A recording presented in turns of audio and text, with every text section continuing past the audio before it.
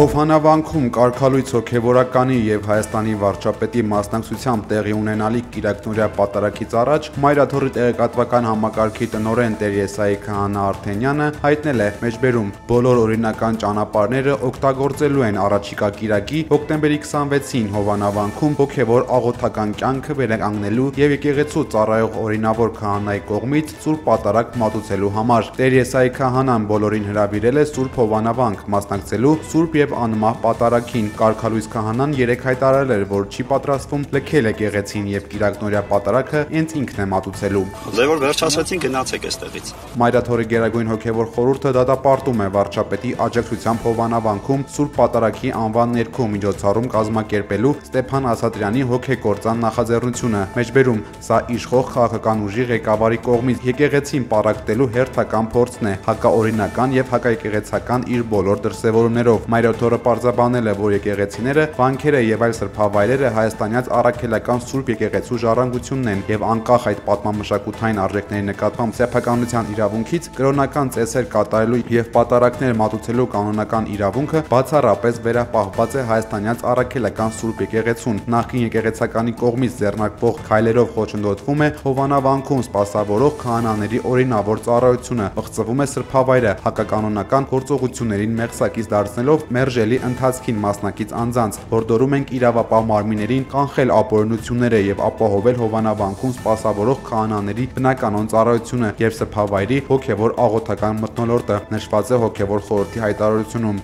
Այսօր Հովհանավանքում է եղել փաստաբան Արա Զորաբյանը ու լրագրողների հետ զրույցում նշել, ոստիկանություն դիմում է ներկայացրել, որ կանխեն եկեղեցու կողմից անցանկալի մարդկանց մուտքը եկեղեցու խորան ատյան ավանդատներ։ Կիրակի օրը նախատեսված է այստեղ պատարագ, որը պետք է իրականացնի հայ առաքելական Սուրբ եկեղեցու օրինավոր քահանան եւ ոչ թե Ասատրյանը, Ստեփան Ասատրյանը, եւ այդ պայմաններում այդ ծեսի խոչընդոտումը համարվում է քրեական հանցագործում։ Եվ որովհետեւ մեկով խոչընդոտի այդ ծեսին, բնականաբար նույնպես կունենա խնդիր օրենքի հետ։ Մեր նպատակը 6 տարվա դատավարությունից հետո դատարանը վճռել է 6 տարի 3 ամիս ժամկետով ազատազրկել Մասիսի քաղաքապետ Դավիթ Համբարձումյանին։ Նա մեղադրվում է Նիկոլ Փաշինյանի առաջնորդած հեղափոխության օրերին Երևանի Հանրապետության հրապարակ շտապող հանրահավաքի մասնակիցների նկատմամբ զենքով բռնություն գործադրելու համար։ Դատարանը նաև վերացրել է կալանքը գրավով փոխելու միջնորդությունը եւ նշանակում է, որ մինչև դատարանի վճռի օրինական ուժի մեջ մտնելը Համբարձումյանը պետք է վերադառնա կալանավայր։ Համբարձումյանն այժմ Մոսկվայում է եւ հայտարարել է, որ չի պատրաստվում խուսափել։ Հոկտեմբերի 28-ին վերադառնալու է Երևան։ Ամիսներ առաջ ընդդիմադիր պատիվ ունեմ խմբակցությունը Դավիթ Համբարձումյանին առաջադրել էր վարչապետի թեկնածու Նիկոլ Փաշինյանին անվստահության գործընթաց սկսելուց առաջ։ Ազգային ժողովի նախագահ Ալեն Սիմոնյանը անդրադարձել է Համբարձումյանի դեմ կայացված դատավճռին եւ զարմացել, թե ինչպես է քրեական բարույթով անցնող անձը լքել երկիրը։ Համար տարակուսել է, ինչի է ինքը կարողացել դուրս գալ եւ գնալ։ Ինձ համար այդ հարցն է հետաքրքիր։ Իսկ դեռ ո՞ց ստացվել, որ ինքը այնուամենայնիվ քրեական գործով անցնելով կարողացել է հատի սահմանը, այդ հարց է, որը որ պետք է դրա պատասխան։ Դե եթե ինքը իրոք երկրի համար պայքարող անձնավորություն է, դե կգա եւ հաղթնելու ինչ ունի։ Հայաստանի արտգործնախարար Արարատ Միրզոյանը հանդիպել է Ֆրանսիայի Սենատի նախագահ Ժերար Լարշեի հետ։ Հանդիպանը մասնակցել են Սենատի արտաքին հարաբերությունների, պաշտպանության եւ զինված ուժերի հարցերի հանձնաժողովի նախագահ Սեդրիկ Պերեն եւ Սենատի Ֆրանսիա-Հայաստան բարեկամական խմբի նախագահ Ժիլբեր Լյուկ Դեվինազը։ Զրուցակիցները քննարկել են Հայաստանի եւ Ֆրանսիայի միջև ռազմավարական գործընկերության զարգացման հարցեր, ընդգծելով, որ դինամիկ զարգացող հարաբերությունները ընդգրկում են առանցքային բոլոր ոլորտները։ Հանդիպմանը հանգամանալից անդրադարձ է կատարել Հարավային Կովկասի զարգացումներին։ Ավարտին Միրզոյանը գրառում է արել Սենատի պատվավոր հյուրերի մատյանում ոսկե գրքում։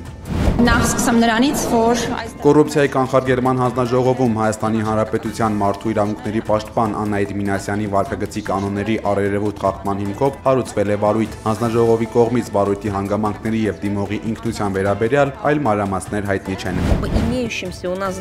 Հայաստանում հանրահավաքներ են տեղի ունենում ոչ միայն բեռնատարների վարորդների, այլև այլ շատ ավելի լայն հարցերի համար։ Ինձ թվում է, որ Հայաստանում դա միակ խնդիրը չէ, պատասխանել է Ռուսաստանի արտգործնախարարության խոսնակ Մարիա Զախարովյանը Զախարովան հայ վարորդների խնդրին առնչվող հարցին։ Բոլորը իհարկե նպատակաուղղված են արագ կարգավորմանը, սակայն վախենամ, որ ոչ ոք ի վիճակի չէ ճշգրիտ ամսաթիվ նշել, թե երբ կլուծվի խնդիրը, հավելել է Զախարովան։ Հայ վարորդները երկու անգամ կառավարության դիմաց ցույցից հետո փակել էին Հայաստան-Վրաստան սահմանային անցակետերի ճանապարհները բեռնատարների համար։ Հետո, երբ էկոնոմիկայի նախարար Գևորգ Պապոյանը հայտնել էր, որ հարցը քննարկվելու է ԵԱՏՄ-նիստում, որոշել էին բացել ու սպասել։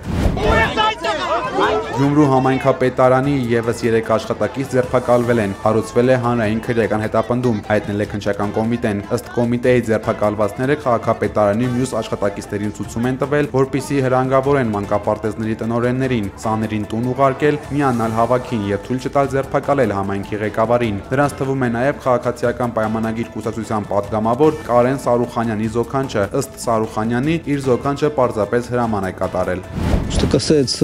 Ռուսաստան-Հայաստան հարաբերությունները ավելի հասուն են դառնում, բայց դա չի նշանակում, որ որևէ տարածաձայնություն չկա, հայտարարել է Հայաստանում Ռուսաստանի դեսպան Սերգեյ Կոպիրկինը։ Մենք փոխվում ենք, մեզ շրջապատող աշխարհը փոխվում է, հարաբերությունները ինչ-որ նոր հատկանիշներ են ձեռք բերում։ Չեմ վախենա ասել, որ դրանք ավելի հասուն են դառնում։ Դա չի նշանակում, որ բոլոր խնդիրները լուծվում են, որ չկան տարաձայնություններ, ինչ-որ թյուրիմացություններ։ Դրա համար էլ քննարկումներ են ընթանում։ Դա նորմալ է։ Գլխավորն այն է, որ պետք է շարժում լինի երկու կողմից։ Տանգոյի համար երկու հոգի է անհրաժեշտ, ընդգծել է դիվանագետը։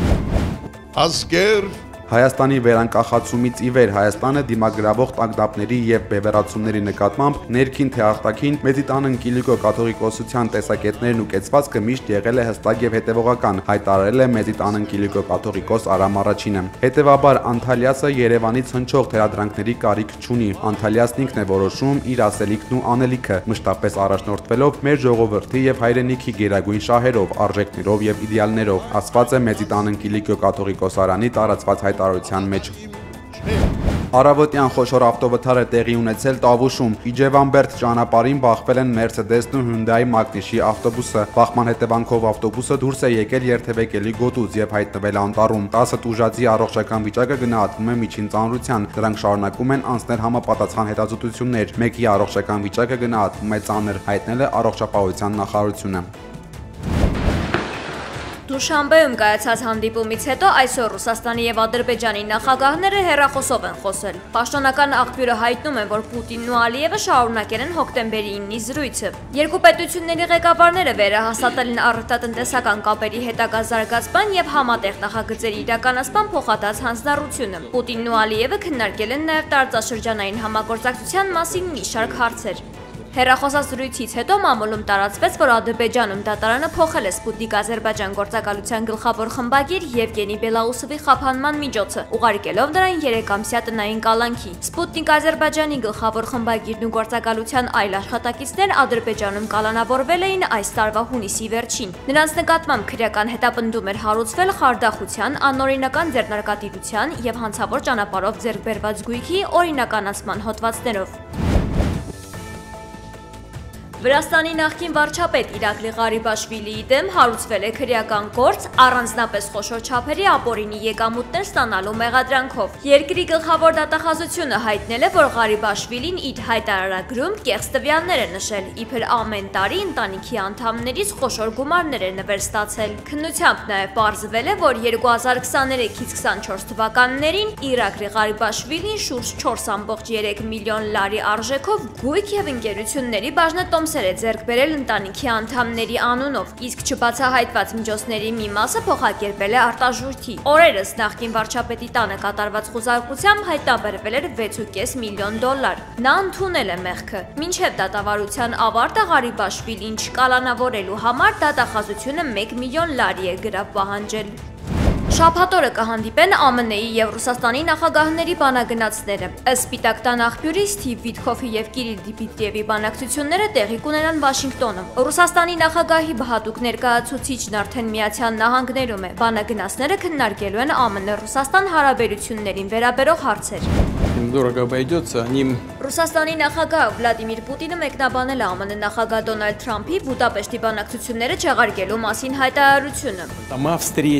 Հանդիպման առաջարկն ու վայրի ընտրությունը արվել էին ամերիկյան կողմի նախաձեռնությամբ։ Ես համաձայնեցի այդ առաջարկին եւ արտահայտեցի իմ նկատառումները։ Նման հանդիպումներին պետք է լավ նախապատրաստվել։ Ինձ ու ԱՄՆ նախագահի համար սխալ կլինի այդ հարցին թեթև վերաբերել եւ հանդիպումից հետո դուրս գալ առանց ակնկալվող արդյունքի։ ԱՄՆ նախագահը որոշել է հանդիպումը կամ չեղարկել, կամ տեղափոխել։ Ավելի հավանական է հանդիպման տեղափոխումը։ Ինչ կարելի է ասել։ Միշտ էլ երկխոսությունը նախընտրելի է, քան առճակատումը, վեճերը, առավել եւս պատերազմը։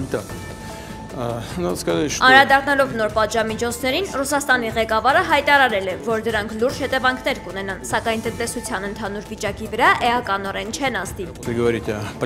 Այս քաղաքականությունը չի նպաստում ռուս-ամերիկյան հարաբերությունների ամրապնդմանը, որոնք նոր էին սկսում վերականգնվել։ Կասկած չկա, որ ԱՄՆ վարչակազմի նման գործողությունները վնաս են հասցնում։ Ինչ վերաբերում է Տոմահակ հրթիռներին, եթե Ուկրաինան հարվածներ հասցնի Ռուսաստանին, պատասխանը լինելու է շատ լուրջ, եթե ոչ ապշեցնող, հայտարարել է Վլադիմիր Պուտինը։ Պուտինի հայտարարությունների ֆոնին Բրյուսելում Ուկրաինայի նախագահ Վլադիմիր Զելենսկին ասել է, որ Ռուսաստանին հարվածելու համար իրենք երբեք չեն օգտագործել ամերիկյան հեռահար զենքեր։ Մենք օգտագործել ենք տարբեր զինատեսակներ, որոնք ունեն նույն հնարավորությունները, բայց դրանք եղել են բացառապես այն տարածքում, որտեղ ընթանում են ռազմական գործողությունները։ Ռուսաստանի ղեկավարի հայտարարություններին նաև անդրադարձել են Սպիտակ տանը։ Լրագրողները հարցրել են ԱՄՆ նախագահին, ճիշտ է, որ Ռուսաստանը պաշտպանված է ԱՄՆ-ի պատժամիջոցներից։ Նա պատասխանել է. Շատ ուրախ եմ, որ նա այդպես է կարծում։ Դա լավ է։ Կտեսնենք, թե ինչ կլինի 6 ամիս հետո։ Սպիտակ տունը հայտնել է, որ Թրամփ-Պուտին երկկողմ հանդիպումն ամբողջապես չի հանվել օրակարգից։ Գիշերը Կրասնագորսկ քաղաքում ուկրաինական անօդաչու թռչող սարքը հարվածել է բազմաբնակարան շենքի։ Հարվածի հետևանքով 5 մարդ վնասվածքներ է ստացել։ Վիրավորների մեջ կան նաև երեխաներ։ Միջադեպի մասին հայտնել է Մոսկվայի մարզի ղեկավար Անդրեյ Վարաբյովը։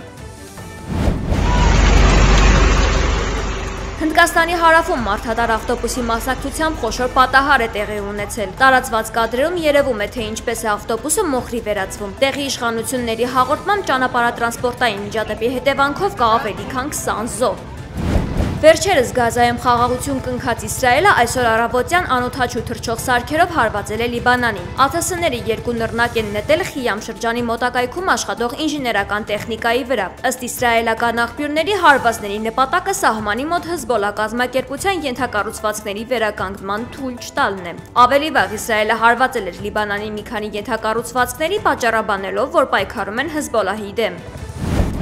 Աշխարհի ամենահարուստ մարդը Իլոն Մասկը մարդանման ռոբոտների իր սեփական բանակը կունենա։ Նախատեսվում է, որ ռոբոտները ստեղծվելու են 1 միլիոն Optimus մոդելներից։ Tesla ընկերությունը արտադրությունը լիարժեք սկսելու է հաջորդ տարվա վերջին։ Ըստ Մասկի, ռոբոտները մարդկանց ձեռքից կվերցնեն աշխատանքը։